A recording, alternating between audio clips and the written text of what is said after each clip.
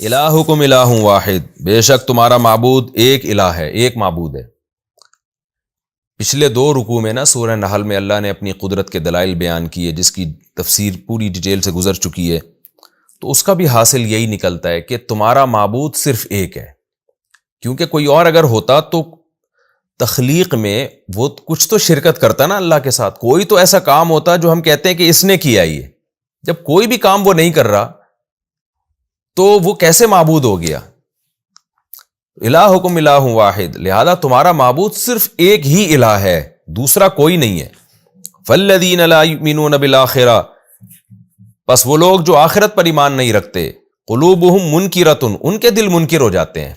وہ پھر بھی نہیں مانتے، کہتے ہیں نہیں بھائی اللہ نے اختیارات دیے ہوئے ہیں، فلاں کو بھی اختیار دیا ہے، فلاں دیوتا کو بھی اختیار ہے، فلاں کے پاس بھی اختیار ہے، اس قبر والے کے پاس بھی اختیار ہے۔ تو ان کے دل اس بات سے خوش ہونے کے بجائے منکر کا مطلب دل نہیں مانتے ان کے اس بات کو۔ کیوں؟ اس لیے کہ آخرت پر ایمان نہیں ہے، انہیں حساب و کتاب کا خوف نہیں ہے۔ حساب و کتاب کا خوف ہوتا ہے نا تو پھر انسان دلیل سے سوچتا ہے بات کہ میں جو بات کر رہا ہوں اس کا مجھے حساب دینا پڑے گا۔ دیکھیں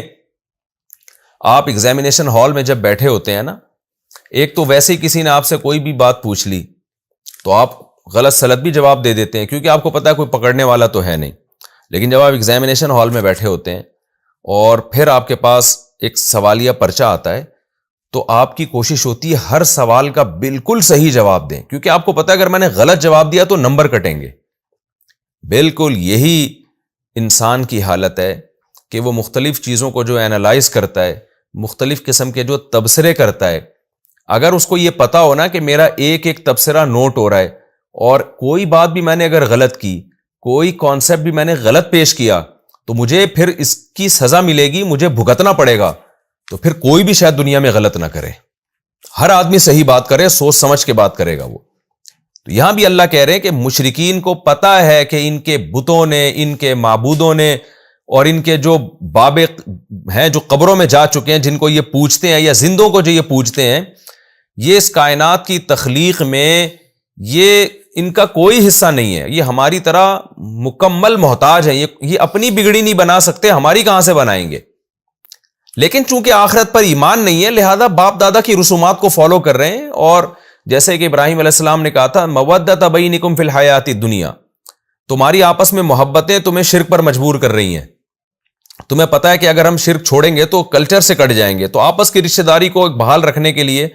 اور اپنے ایک قبیلے کی رعایت میں تم اسی برائی کے اندر ہی گھسے ہوئے ہو۔ جیسے کہ آج ہندو کیوں ہندو ہے؟ اس لیے کہ اس کے باپ دادا ہندو ہیں، اس کے رشتہ دار ہندو ہیں، وہ اپنے خاندان کو نہیں چھوڑ سکتا ہے۔ کہ عیسائی کیوں عیسائی ہے؟ اس لیے کہ اس کے وہ رشتہ دار سارے کرسچن ہیں۔ ایک یہودی کیوں یہودی ہے؟ تو ہر مذہب کا ماننے والا اسی بیس پر اسی مذہب پہ ڈٹا ہوا ہے کہ میرے سارے ریلیٹیوز اسی مذہب کو فالو کر رہے ہیں۔ لیکن اگر ان سب کو پتہ چل جائے، مسلمانوں سمیت سب کو پتہ چل جائے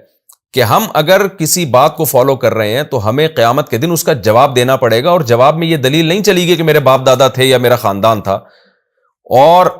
یہ دلیل نہیں چلے گی، اور اگر میں جس مذہب کو فالو کر رہا ہوں غلط نکلا تو مجھے جہنم کی آگ میں مجھے ڈالا جائے گا۔ تو جب یہ استحضار انسان کو ہوتا ہے تو پھر وہ صرف اس وجہ سے کسی مذہب پہ نہیں چلتا کہ میرے چونکہ باپ دادے اسی مذہب کو فالو کرتے ہیں، بلکہ وہ آخرت کا تصور اس کے دماغ میں آئے گا اور وہ خدا کے خوف سے لرز اٹھے گا اور وہ صحیح بات کو حاصل کرنے کی کوشش کرے گا۔ مجھے ایک یاد ہے کہ ایک عیسائی سے کرسچن تھے، ہماری کوئی سلام دعا تھی، میں نے ان سے ویسے ہی گپ شپ مذہب کے بارے میں ہو رہی تھی، تو میں نے ان سے پوچھ لیا کہ آپ کو کوئی اطمینان ہے کہ اس عیسائیت درست مذہب ہے، منسوخ نہیں ہے؟ تو وہ جواب میں کہنے لگے کہ بھائی اگر اللہ کو اسلام پسند تھا تو اللہ نے مجھے مسلم گھرانے میں پیدا کیوں نہیں کیا؟ اللہ نے مجھے عیسائی کیوں پیدا کیا؟ تو میں نے ان سے جواب میں کہا، میں نے کہا دیکھیں یہ دلیل پھر تو ہندو بھی دے سکتا ہے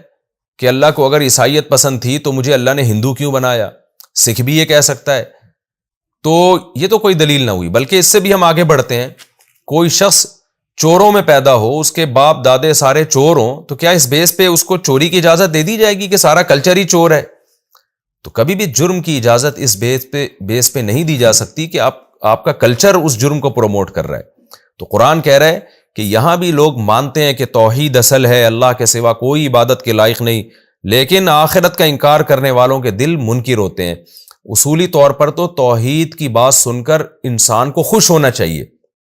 کیونکہ انسان بائی نیچر ایک کی اطاعت مانتا ہے، ایک کو محبوب بناتا ہے، وہ یعنی محبوب سے مراد جو خدائیت، خدا والی محبت ہے، وہ ایک کو دینے کا قائل ہے۔ بائی نیچر انسان کی فطرت توحید پر ہے، لیکن کلچر کی وجہ سے دل منکر ہونا شروع ہو جاتے ہیں، توحید کی بات اچھی نہیں لگتی، تو اللہ فرماتے ہیں وَهُمْ مُسْتَكْبِرُونَ، پھر یہ تکبر کرنا شروع کر دیتے ہیں۔ تکبر کا مطلب حق بات کا انکار۔ لا جرم ان اللہ یعلم ما یسرون وما یعلنون، خوب سمجھ لو اللہ تعالیٰ سب جانتے ہیں، جو یہ چھپا کے کر رہے ہیں، جو دکھا کے کر رہے ہیں، ان سب بدماشیوں کو، ان حالات کو اللہ جانتے ہیں، اور اللہ متکبرین کو پسند نہیں کرتے۔ تکبر کا کیا مطلب؟ حق بات کو انا کی وجہ سے نہ ماننا، ضد اور ہٹ دھرمی کی وجہ سے نہ ماننا، یہ بہت بڑا تکبر ہے، اور اللہ ایسے متکبرین سے محبت نہیں کرتے۔ وَإِذَا قِيلَ لَهُمْ مَاذَا أَنزَلَ رَبُّكُمْ، اور اللہ فرماتے ہیں ان میں تکبر اتنا زیادہ ہے کہ جب ان سے کہا جاتا ہے کہ عقل سے تمہیں سمجھ میں نہیں آ رہی توحید یا اسلام، تو دیکھو قرآن اللہ نے نازل کیا اللہ نے آسمان سے نازل کیا ہے، قرآن کو پڑھو، قرآن جیسی تمہیں کوئی کتاب نظر نہیں آئے گی جو تمہاری نیچر کو اپیل کرے، اور اس کی ایک ایک آیت گواہی دے رہی ہے کہ اللہ نے نازل کیا ہے۔ لیکن اللہ فرماتے ہیں کہ جب ان کو قرآن کا حوالہ دیا جاتا ہے، جب ان سے کہا جاتا ہے کہ بتاؤ تمہارے رب نے خود تو کچھ نازل نہیں کیا، ایسا تو نہیں ہے کہ تمہارے رب نے خود تمہیں گائیڈنس کے لیے کوئی کتاب نازل کی ہو، تو اس میں ذرا جا کے غور کرو۔ تو جب ان سے پوچھا جاتا ہے تو جواب میں کیا کہتے ہیں قرآن کے بارے میں؟ قالوا اساطیر الاولین، پرانے لوگوں کی قصے کہانیاں۔ مشرکین یہ لفظ خاص طور پہ استعمال کیا کرتے تھے کیونکہ تورات اور انجیل میں بھی اللہ نے قوم عاد، قوم سمود کے واقعات بیان کیے، اور یہ واقعات باپ داداؤں سے چلے آ رہے تھے، کیونکہ یہ قومیں جب ہلاک ہوئی ہیں تو یہ تو ساری یعنی وہاں کے عرب لوگ جانتے تھے، تو یہ باپ دادا سے واقعات نقل ہوتے چلے آ رہے تھے، تو کہتے ہیں یہ تو وہی پرانے قصے کہانیاں، اور اس سے زیادہ معاذ اللہ اس کی کوئی حقیقت نہیں ہے۔ اچھا، جب یہ ان سے لوگ جو پوچھتے تھے نا مشرکین سے، یہ ایک نیوٹرل قسم کے لوگ تھے جو ان سے پوچھا کرتے تھے۔ وہ یہ اس لیے پوچھتے تھے کہ بھائی یہ مشرکین تو نبی صلی اللہ علیہ وسلم کو زیادہ جانتے ہیں، یہ تو آپ کے ماحول سے واقف ہیں، تو ان سے ہم پوچھتے ہیں کہ محمد صلی اللہ علیہ وسلم جو دعویٰ کر رہے ہیں کہ مجھ پر آسمان سے اللہ کا کلام نازل ہو رہا ہے، اس دعوے میں سچے ہیں یا جھوٹے؟ تو یہ مشرکین غلط گائیڈ کرتے تھے، کہتے ہیں بھائی وہ کچھ بھی نہیں ہے، وہ قصے کہانیاں نازل ہوئی ہیں۔ تو اللہ فرماتے ہیں اب یہ خود بھی گمراہ ہو رہے ہیں اور ان نیوٹرل لوگوں کو بھی گمراہ کر رہے ہیں، تو اس لیے قیامت کے دن یہ اپنا بوجھ بھی اٹھائیں گے اور ان لوگوں کا بوجھ بھی اٹھائیں گے، یعنی یہ لوگ بھی اپنا بوجھ اٹھائیں گے اور ان کا بوجھ یہ بڑے بھی اٹھائیں گے۔ لِيَحْمِلُوا أَوْزَارَهُمْ، یہ ایسی باتیں اس لیے کرتے ہیں تاکہ یہ اپنے کامل بوجھ کو بھی اٹھائیں قیامت کے دن۔ وَمِنْ أَوْزَارِ الَّذِينَ يُضِلُّونَهُمْ بِغَيْرِ عِلْمٍ، اور بغیر دلیل کے جن لوگوں کو انہوں نے گمراہ کیا ہے، کیونکہ دلیل تو ظاہر ہے نہیں ان کے پاس، بغیر دلیل کے جو گمراہ کیا، اساطیر الاولین کہہ کے اللہ فرماتے ہیں کہ یہ ان کا بوجھ بھی قیامت کے دن اٹھائیں گے، ان پر دگنا عذاب ہوگا۔ الا ساء ما یزرون، خبردار کتنا ہی برا بوجھ ہے جو یہ قیامت کے دن اٹھائیں گے۔ تو اس سے پتہ چلتا ہے کہ گمراہی بھی قیامت کے دن عذاب کا سبب بنتی ہے، اور دوسرے کو گمراہ کرنا یہ ڈبل عذاب کا سبب بنتی ہے۔